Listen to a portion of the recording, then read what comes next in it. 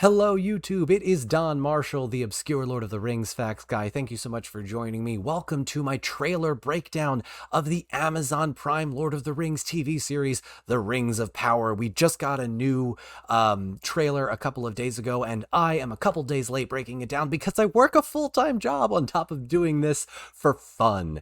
Thank you all so much for hanging out. Chat, already saying hello to YouTube. Let's break down this trailer, shall we? Because we got a lot of information from it. I'm very, very excited.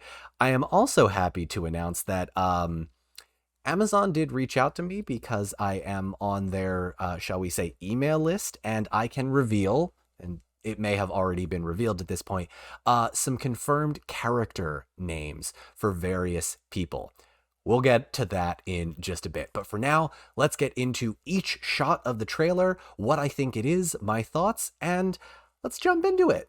So the first image we have is up here. This is our opening image. We see that boat come up past the arch, and then we see this island. Now, I have a very strong feeling that this is the island of Numenor, where Aragorn's ancestors came from. I think it looks really great, very reminiscent. That statue over there is very reminiscent of the Argonath, the border to the northern part of Gondor that we see in the original trilogy, the big statue with their hands up like, "Stop, you're approaching Gondor." Anyway, I think the architecture looks great. It reminds me of a little bit of elvish influence, like with the little arches above the top, but still slightly human. Now, I could very well be wrong about this, and it could be an island known as Tol Eressëa, which is an island next to the Undying Lands. That mountain in the background, though, leads me to believe that it is Numenor, because Numenor is known for being this sort of star-shaped island with a mountain on the top of it. All right, so let's get to the next image.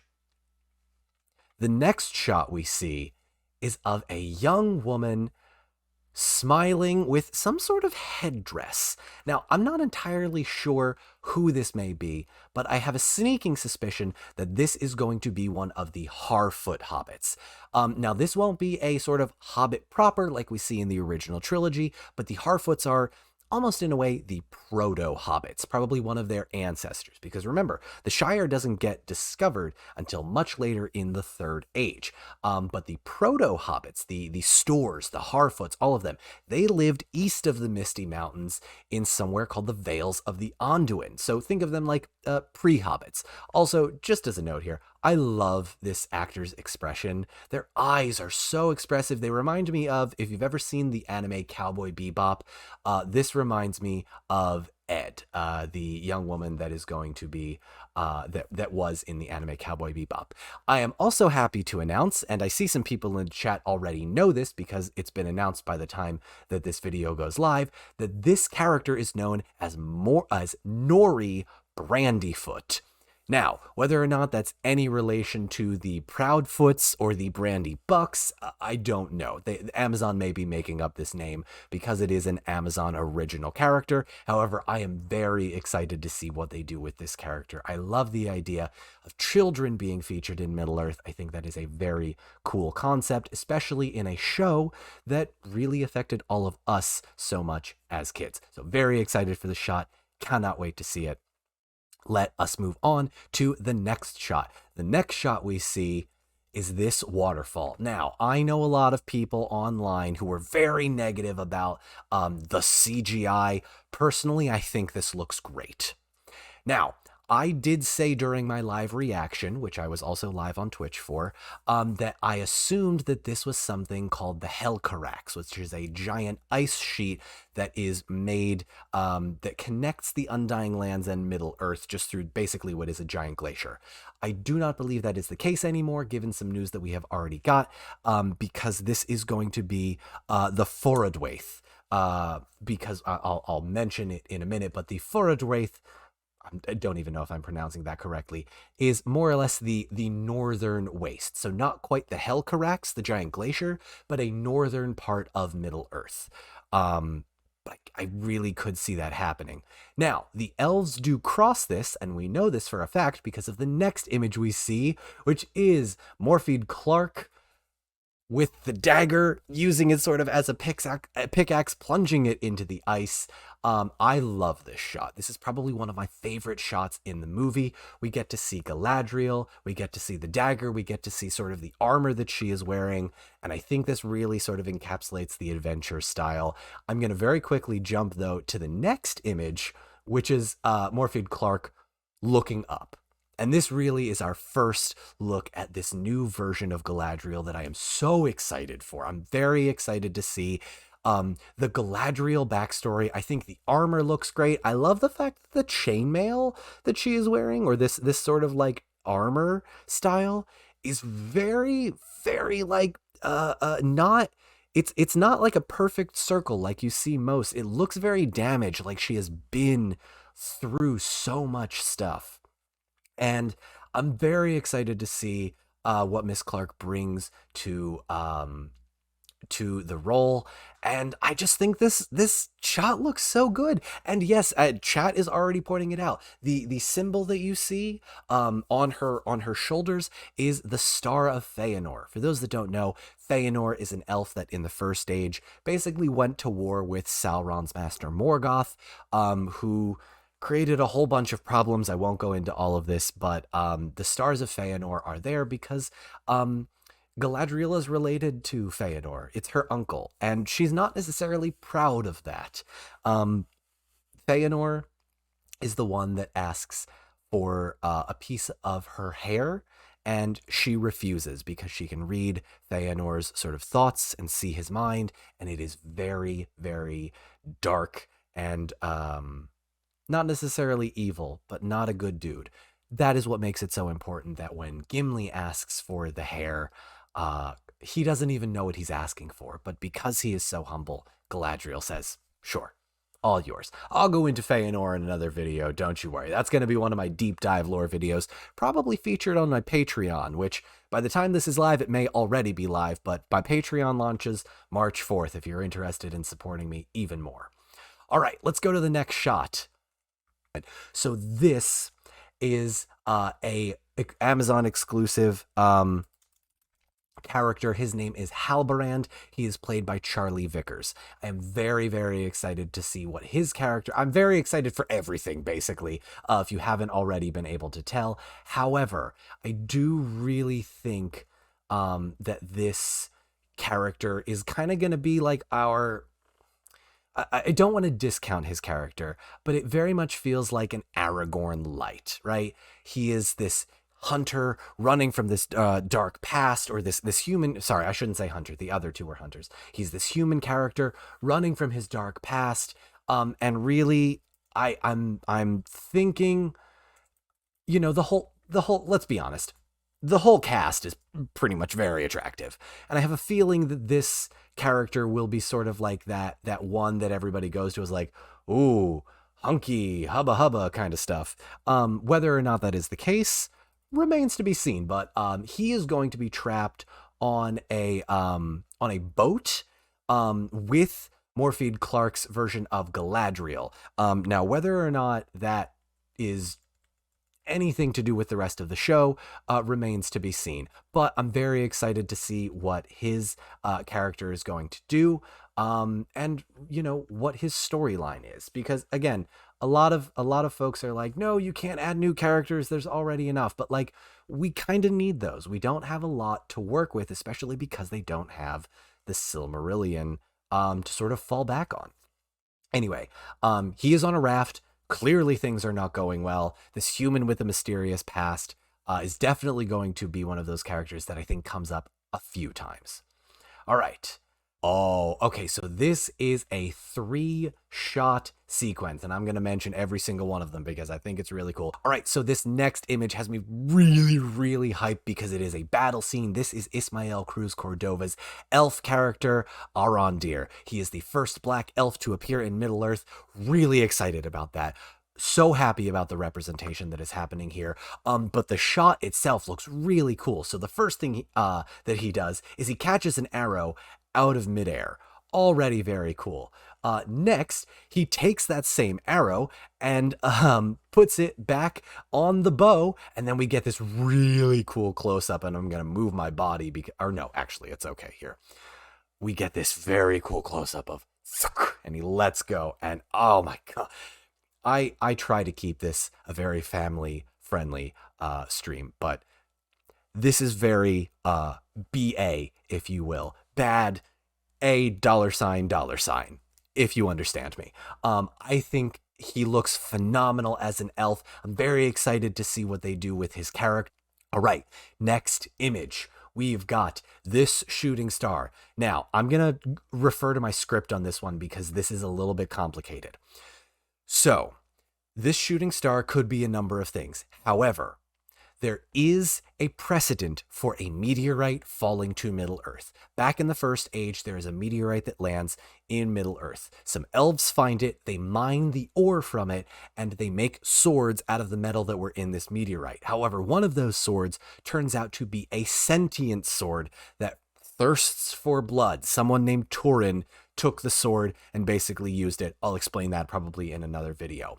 But it is very cool to see this idea of a meteorite falling because it's not the first time that this has happened.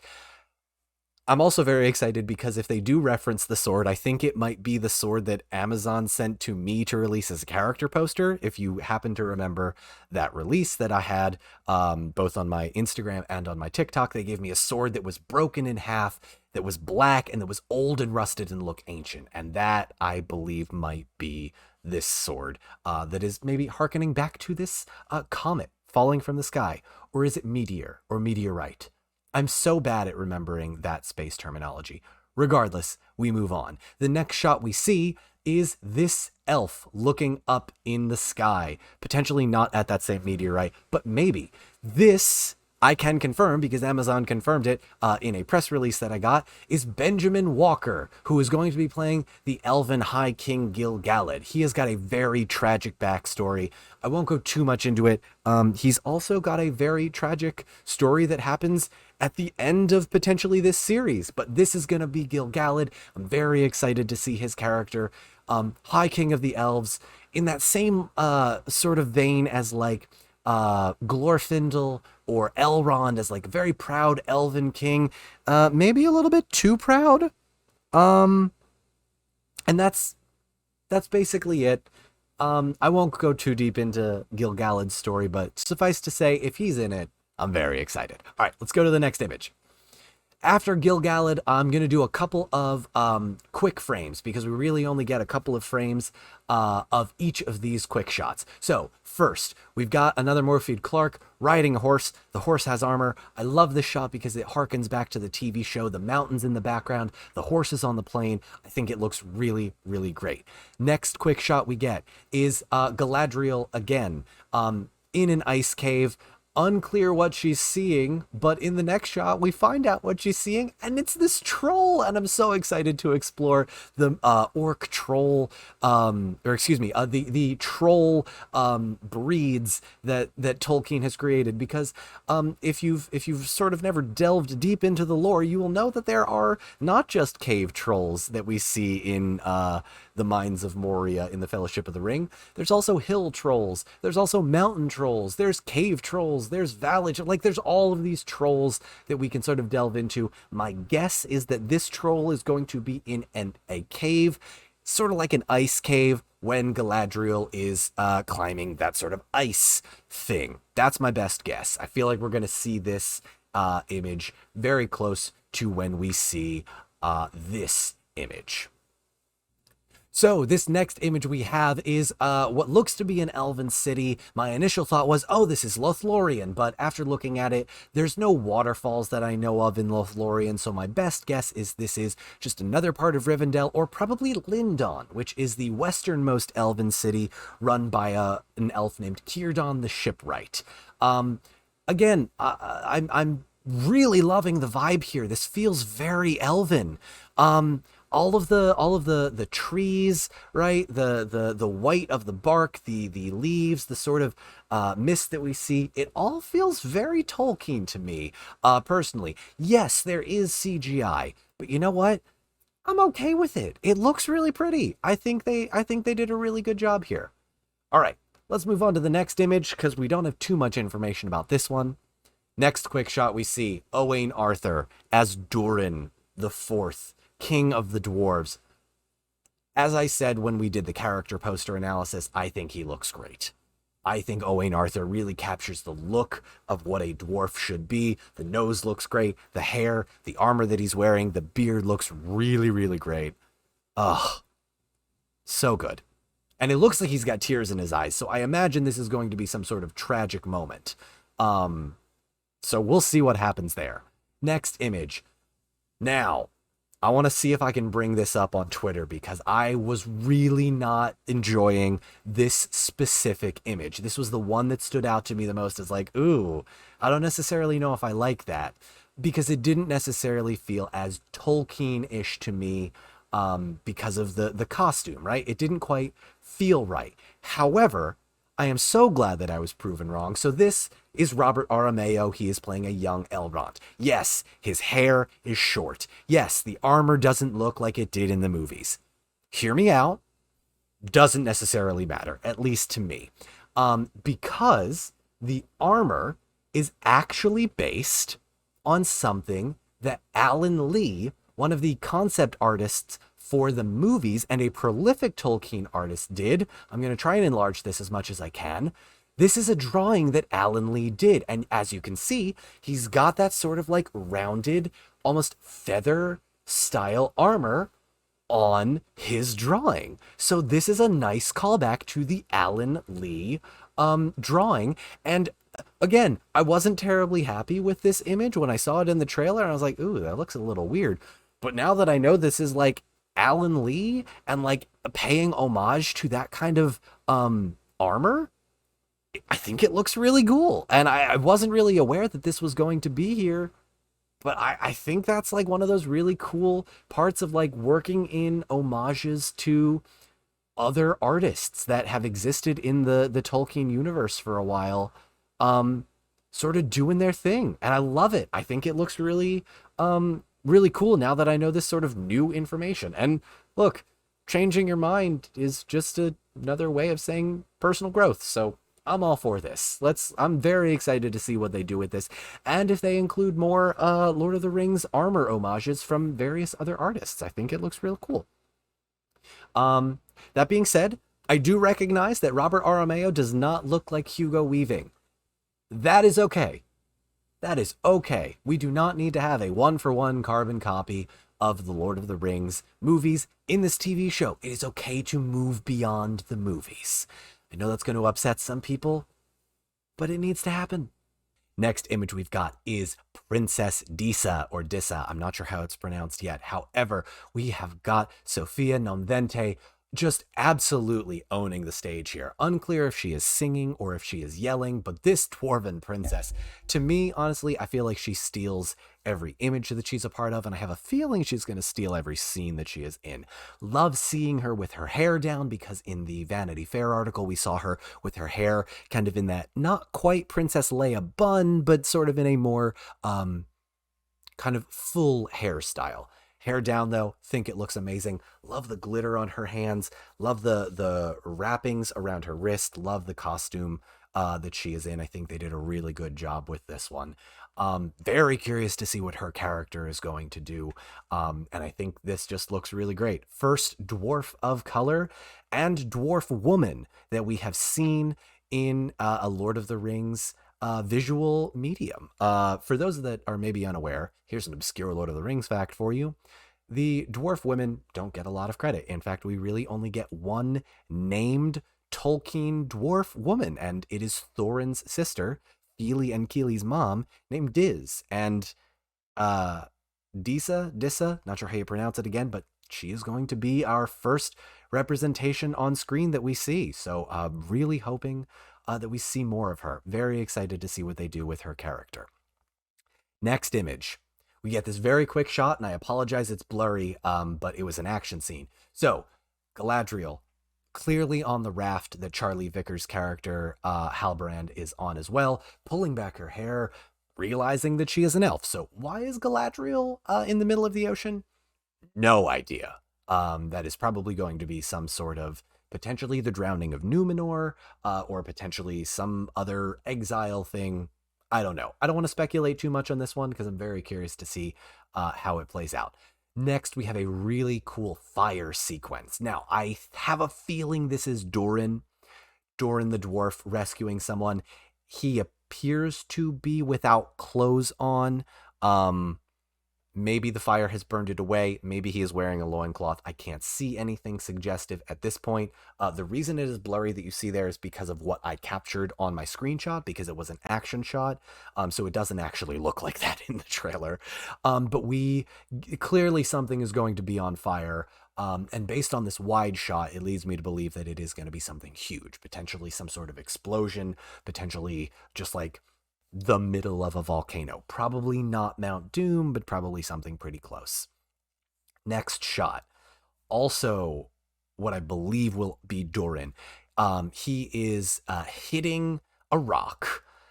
I don't necessarily know what that means, but I'm actually more interested. I need to shrink this. I apologize for a moment. In the dwarves behind him, because this is kind of the first time that we see other dwarf men in this show.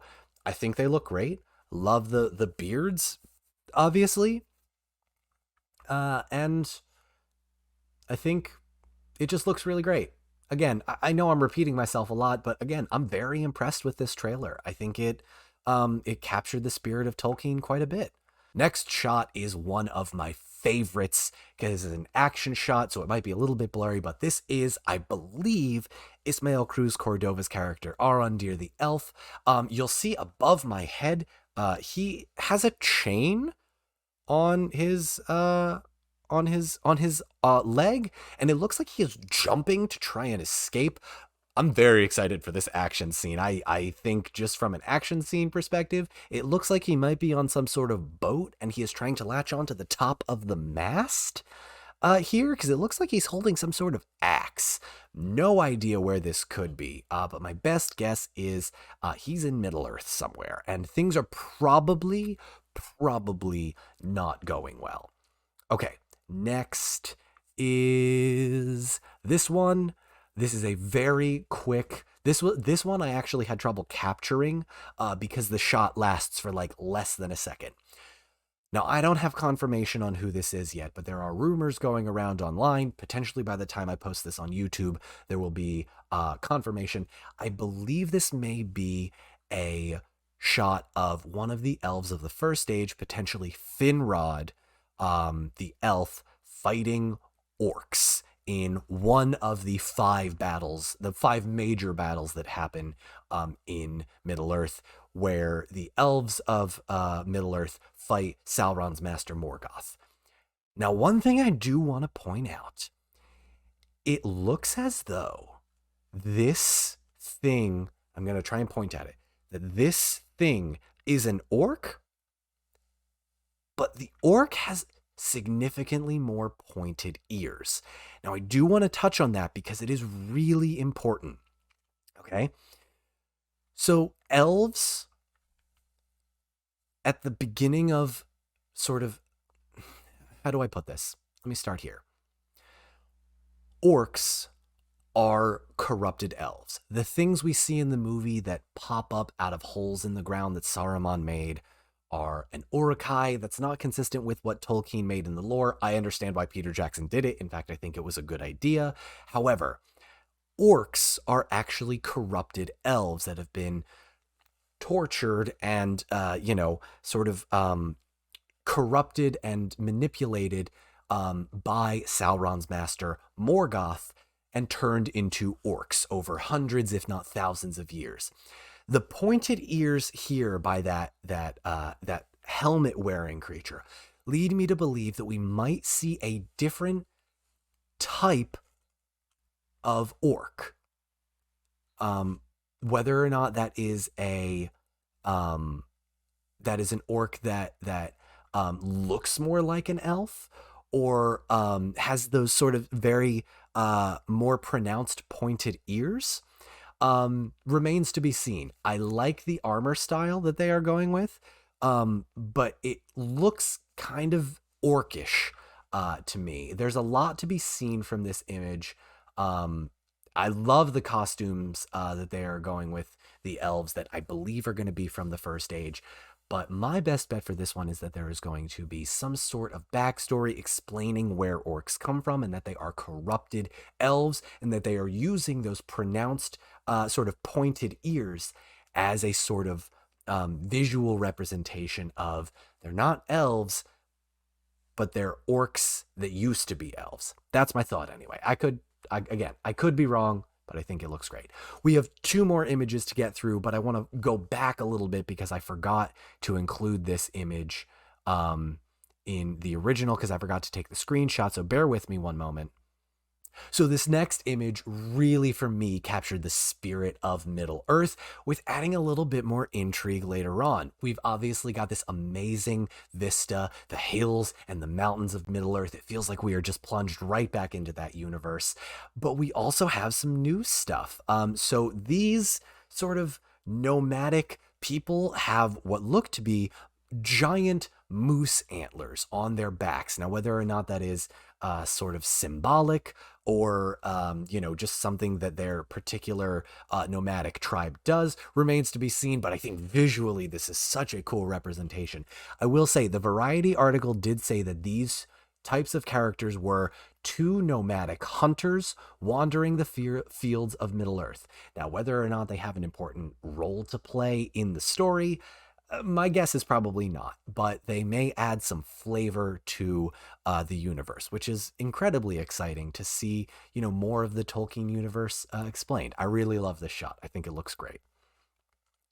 Next, or no, rather, should I say, finally, we have this shot, which to me, just the intrigue speaks volumes. I can confirm, and maybe it's already been confirmed because Amazon confirmed it, but Amazon sent me that email as a sort of press release with a bunch of other folks to say that the character that is in that sort of rough spun robe cloak thing is a character known as the Stranger. We know nothing beyond that. He is just known as the Stranger. I have a sneaking suspicion who it might be. So a couple of people that it could be. One, it could be Gandalf. It could be Tom Bombadil. It could be one of the two blue wizards. It could be Saruman. It could be Radagast. It could be any number of people. However, I don't necessarily want to speculate too much on who it is because I feel like if I say, well, no, I don't necessarily want to say it. I am kind of hoping that we do get maybe a Gandalf cameo or maybe a Tom Bombadil cameo, but not necessarily someone who is central to the story. I also love the enormous hand connected to the smaller hands. This leads me to believe that the smaller handed person is one of those proto-hobbits that we have heard so much about, one of the Harfoots. Whether or not it is that child that we saw earlier on in the trailer remains to be seen.